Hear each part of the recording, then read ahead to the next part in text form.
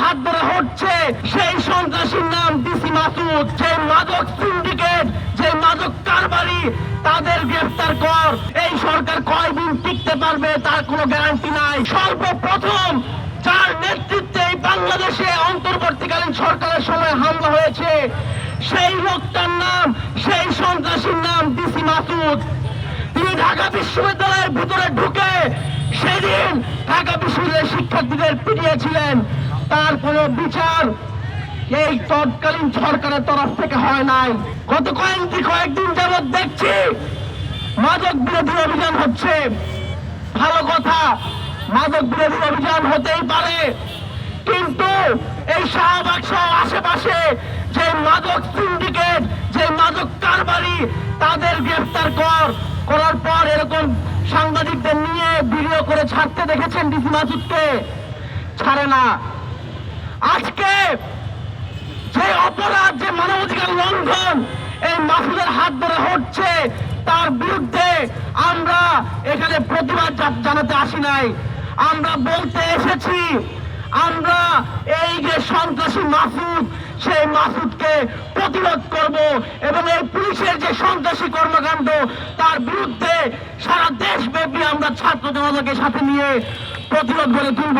গতকালকে যে ঘটনা, সেই ঘটনা আমরা স্পষ্টভাবে লক্ষ্য করলাম। শুধু নাঈমউদ্দিন না, এখানে আরো অনেককেই তাদের শারীরিকভাবে আক্রমণ করা হয়েছে, যাদের অনেকের কাছেই মাদক ছিল না। আপনারা সকলেই জানেন, সোহরাওয়ার্দী উদ্যান ঢাকা বিশ্ববিদ্যালয়ের কাছে হওয়ার কারণে, সাথে হওয়ার কারণে অনেকেই যাতায়াতের জন্য, সুবিধার জন্য এই সোহরাওয়ার্দী উদ্যান ব্যবহার করে। সেই উদ্যান ব্যবহারকারীদের শিক্ষার্থীর ওপর আক্রমণ হওয়া সত্ত্বেও আমরা বিশ্ববিদ্যালয় প্রশাসনকে নির্লিপ্ত থাকতে দেখলাম। আমরা দেখলাম গত অন্তর্বর্তীকালীন সরকারের ধারাবাহিকতা এই সরকার এগোচ্ছে। আমরা একটা কথা স্পষ্টভাবে বলতে চাই, বাংলাদেশে যদি কেউ অপরাধ করে, যদি সেই অপরাধীর বিচারের জন্য বাংলাদেশের আইন, বিচার ব্যবস্থা, সংবিধান আছে, পুলিশ এবং সরকারের কোনো পেটুয়া বাহিনী কোনো অবস্থাতেই বিচার বহির্ভূত হবে কারো উপর আক্রমণ করতে পারে না। তাই যে আক্রমণ নাঈমের উপর হয়েছে, সেই আক্রমণ যদি ধারাবাহিকভাবে চলতে থাকে তাহলে এই সরকারের অবস্থা খুবই শোচনীয় হবে। এই সরকার কয়দিন টিকতে পারবে তার কোনো গ্যারান্টি নাই। ছাত্র জনতা কিন্তু আবারও গর্জে উঠবে। আপনাদের হুঁশিয়ারি দিতে চাই জনাব স্বরাষ্ট্রমন্ত্রী।